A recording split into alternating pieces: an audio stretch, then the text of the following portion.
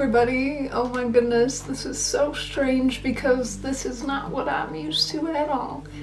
Okay, so first and foremost, clearly I'm not who you usually see on this channel, so I'm just going to go out and say I'm Ansley, the Spirit Chick, and I am honored to be a guest on this YouTube channel by Sabrina today. Sabrina's a great friend of mine, I'm a big fan of hers, and this is just awesome! And I got asked to come on here today and share one of my many ghost stories. I have quite a few ghost stories and experiences I've had throughout my paranormal career. It's been almost 8 years of investigating for me, and I've always had an ability since I was young, so I've definitely had some really interesting experiences. But today, I want to talk to you about the one that started it all, my first paranormal experience. So in honor of the spooky season and in honor of being a guest on this amazing channel, I'm going to tell you about my first paranormal experience today, the one that woke me up to the paranormal world, the one that started my spirit chick journey, and the one that would then lead me to be who I was. I can't dim the lights because then we won't be able to see anything, but if you can't tell it got a little spooky, we have a candle. Alright guys, so my first paranormal experience, where do I begin with this? I've told this story so many times, but I can still remember it like it was yesterday. So I'm currently in my childhood home that I had this experience in, and this is actually the same room that it occurred in. So the story goes like this. I was about 8 or 9 years old. I had no interest in the paranormal. I was a kid. I just had the simple thoughts that a child does. There was one day after school, my mother was a big antique collector. She had a lot of these old antique dolls that would later be another paranormal experience for me, but she liked to go to thrift stores and collect these items and just collect the things that people let go of. I never understood why, but I was a kid and there was a toy section in the thrift store, so that's all that mattered to me. So when we were at the thrift store, I go and I look at these toys. There's dozens of toys, old and new. You can tell they're all worn. They're all worn out. They've been played with, they've been loved. But there was one toy in particular that stood out to me the most, and it was this white cat. Totally regular toy, didn't even look old. If anything, it probably looks like it had been made within the last 10 years. But there was something about this toy cat that I just couldn't get out of my mind. And so when my mom was checking out, she asked me if I wanted to get anything, and I picked the toy cat. Now, I wish I had it right here to show you, but this toy cat has a frown on its face. And something about it just didn't seem right, but I was really drawn to it because I was a kid and it was a cute toy, and that's all that mattered at that age. So, we then go home that night, everything's regular, I get into bed, I'm getting ready to go to sleep, it's the weekend, now I get to play with my toy all weekend. But something a little bit weird starts to happen. I fall asleep, holding that toy, and next thing you know, I wake up in the middle of the night, and this toy is missing. Didn't think much of it, thought maybe it fell off the bed and I would get it in the morning, but still it kind of bugged me that I wasn't holding it, so I reached out on the floor, feeling around for it, and I didn't feel it, but it was late and I needed to go to bed, so I went back to sleep.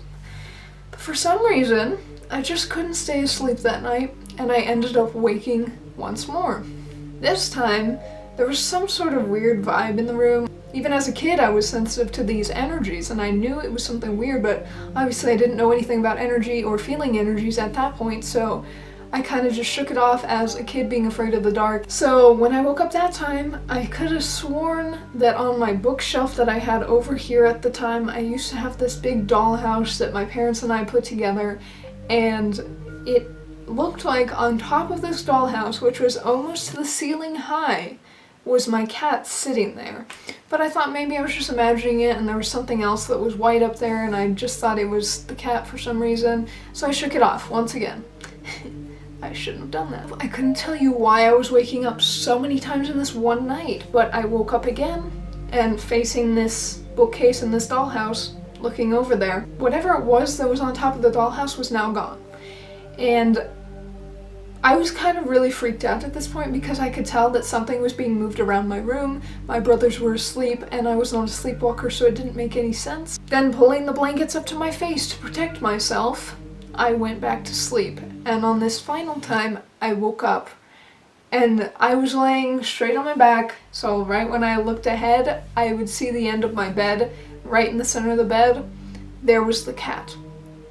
This toy cat was sitting straight up, directly facing me, its eyes literally locked onto me, and I suddenly freaked out knowing that I didn't put that cat there and nobody else did, and I pulled the blanket up to my nose. I was terrified, I didn't know what to do, I wanted to scream for my parents, but at the same time I didn't want to show it that I was awake, I guess. So I lay there utterly petrified as I watched this cat levitate around my room and move.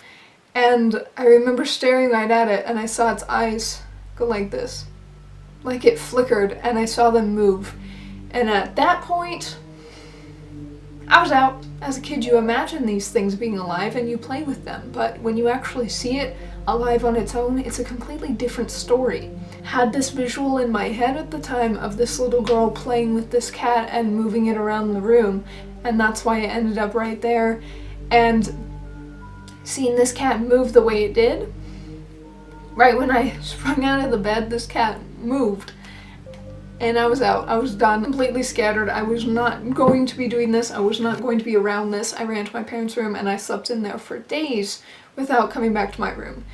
Next day I told my mom about the cat and I brought it into her room and I was totally freaked out. I honestly don't believe my parents believed me at that time, and I gave her the cat and I said I wanted nothing to do with it. And it honestly wasn't until later down the road in my paranormal career that I actually ended up investigating that cat. She's a little girl and I caught her laughing. She was just very protective of this toy and she just loved it a lot, and she was a very sweet soul, a very sweet spirit. I still feel her around me today and I don't feel she needs help. I just feel she's very content just doing her thing. But that was an experience I will never forget, and I truly do believe that opened me up to my many paranormal adventures. I've honestly tried to investigate this cat now over and over and over and over again, and I've never caught anything with it. And I honestly do feel like that I just had that encounter to get me into the field. They succeeded at their job, and now there's no more activity with it. I'm very protective of that cat now. It's kind of like my Annabelle. Gosh, that's such a classic story and something like I would kill to see as an investigator today. And it sucks because I can't see it anymore. So I don't want to keep you too long, but thank you so much for listening to me chat about my first paranormal encounter, and thank you to Sabrina for allowing me to come on her channel. It is a big honor because I am a very big fan, so thank you so much. I hope you guys will check out my channel and keep watching Sabrina because she's amazing. Alright guys, I'll see you later. Have a good October and a happy Halloween!